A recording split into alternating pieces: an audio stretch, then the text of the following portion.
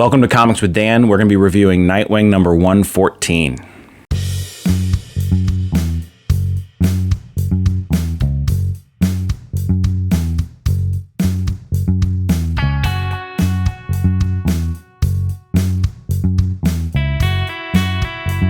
So I originally was going to get the Sampere variant cover, but my store was out of it whenever I got there, so I went with the A cover, which is still a great Redondo cover. And this is the first issue in the Fallen Grayson arc, part 1 of 5.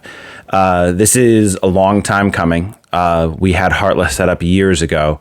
I truthfully have had some complaints about the way that Tom Taylor has chosen to go about telling this Heartless story. Part of the problem being that I think that having Heartless lurking in the background hasn't really established him as much of a threat as I had hoped. It seems like Dick Grayson was doing a lot of jumping around and doing other things while Heartless was running around being a serial killer. And I think that Dick Grayson really should be doing everything he can to find Heartless, right? And I understand we can't tell this story in, 2 arcs or 12 issues or whatever, but it's, but I think that this could have been either expedited a little bit or, build Heartless up a little bit more. Now, that being said, the story here, I think that this is some great character work for the villain of Heartless. We're establishing a little bit more of his motives. They're setting him up to be not just your typical serial killer, but rather a complete maniac. And I think that, again, this is all stuff that could have been spread out during the arc, but I don't want to complain too much. I'm glad that it's here, and I'm glad that it's happening now. I'm glad we're getting some more insight into Heartless. It's good stuff. The book's really well narrated. It's entirely background narrated by Dick Grayson, and it's honestly a big upgrade from a lot of the Tom Taylor written dialogue that I've seen. So definitely positive there.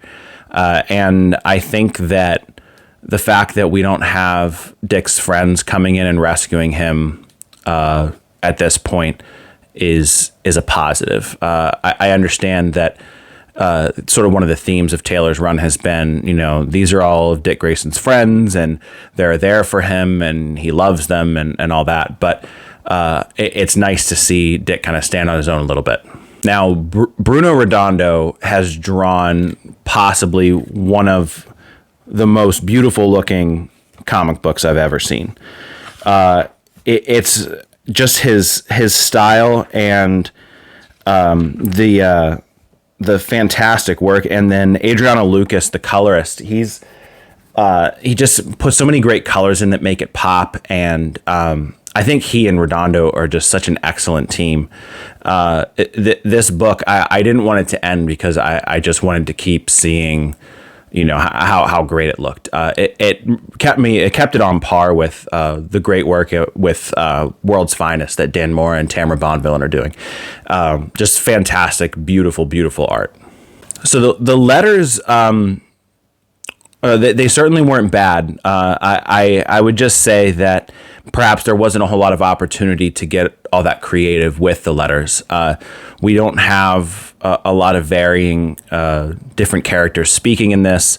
It's not super action packed, so it's pretty dialogue heavy and specific to Dick Grayson. So the letters were adequate. They did the job that they were supposed to do. They helped tell the story, but there just wasn't a whole lot of opportunity there for the letters to really shine. Overall, I'm really glad that the Fallen Grayson arc started off on a high note like it has. I think that 5 issues is going to be the perfect amount of issues to get this story told. I think that, like I said, we probably could have gotten some of this content in prior issues, and I recognize that some of the difficulty is that I think 3 different events have interrupted Taylor's run, which can't be easy. But the overall, just a high note for Fallen Grayson. If you were off Nightwing before, now is a great time to hop back on. Definitely grab it.